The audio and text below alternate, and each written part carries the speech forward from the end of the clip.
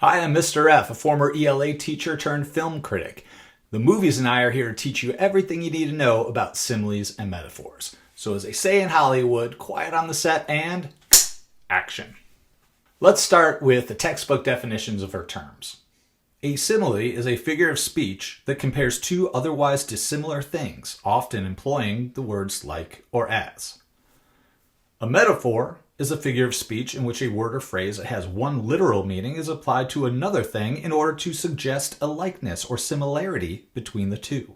Well, that sure is a mouthful. Let's look at a short, simple way to understand similes and metaphors. A simile compares two unlike things by using a comparison word, like or as. A metaphor compares two unlike things without using a comparison word. There's one more thing I want to add that most people don't mention, and it's this. Both similes and metaphors compare two unlike things in order to describe one of them.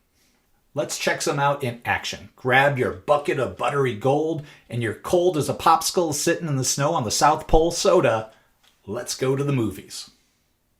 The most famous simile in movie history comes to us from Forrest Gump.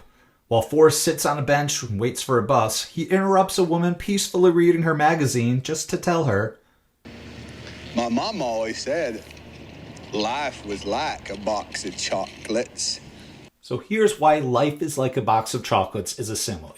First, Forrest is comparing two things. He's comparing life to a box of chocolates.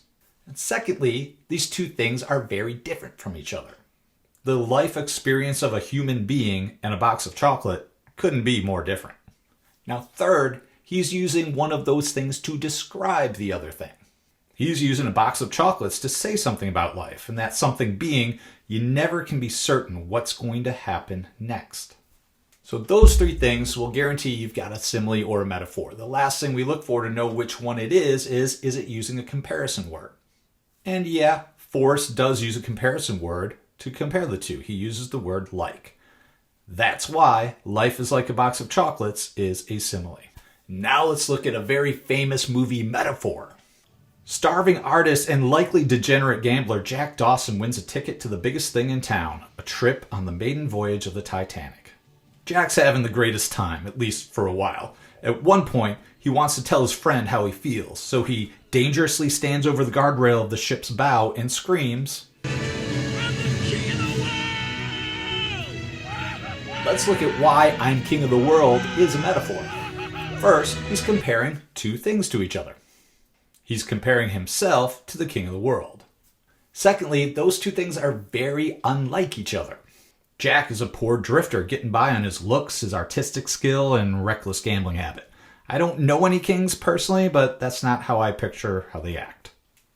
And third, is he using one of those things to describe the other? Yes, he is. He's describing the way he feels by comparing it to the way he imagines the king of the world must feel. And this is going to be a metaphor because he does not use a comparison word for the two. It's not feeling like the king of the world. He feels like he is the king of the world. That makes it a metaphor. Now let's say you need to make a simile or a metaphor, but you're kind of stuck on how to get started. Here are a few tips. First, take the thing you want to describe and ask yourself, what is its most important quality, or what quality about it do you want to highlight? Let's say I want to use a metaphor or simile to describe some stars. Well, stars are bright. Next, I'm going to list a bunch of other things that have that same quality. Spotlights are bright, diamonds are bright, the sun is bright. Quick check. Are any of your new options too similar to the word you're trying to describe? I'm going to cross out sun because the sun literally is a star. Stars and suns, way too similar. Do any of your ideas pop out at you and feel perfect for what you're trying to describe? If so, jump on it and use it. If not, it's okay. We can try one more thing. You could look at the original thing on your list and ask, do any of the items you came up with share a second quality with that first item? Stars are not only bright, but they're also beautiful. And, I got nothing against spotlights, but diamonds also are definitely a beautiful thing. I think I've got a great idea for a metaphor, and I think Princess Jasmine agrees.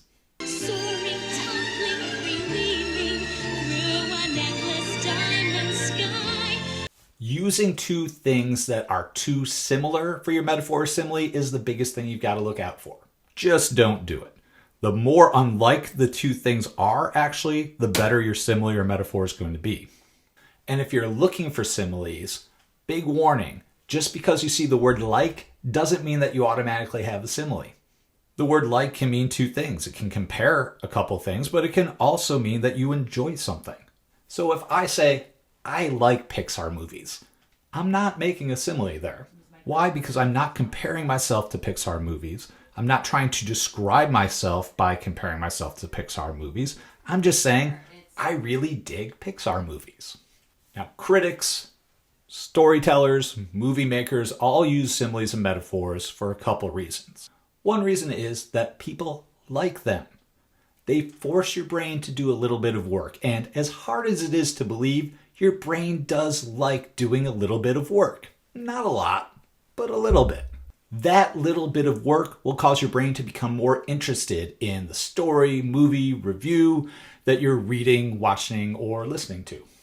Also, very often similes and metaphors can describe something more accurately than just facts can. They can force you to look at something in a brand new way.